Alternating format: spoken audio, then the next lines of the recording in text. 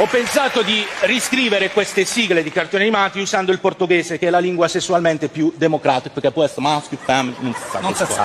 Iniziamo da... Questa è la logica del portoghese. Olli e Benji. Olli e Benji, dai, ma Olli e Benji.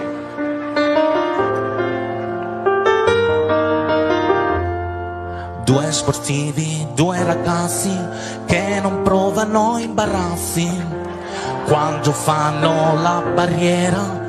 Sono gli unici in preghiera. Quando fanno a marcatura c'è chi suda paura.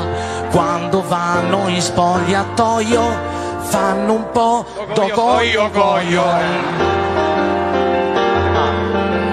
Olli si mena sui difensori, Benji di schiena coi massaggiatori.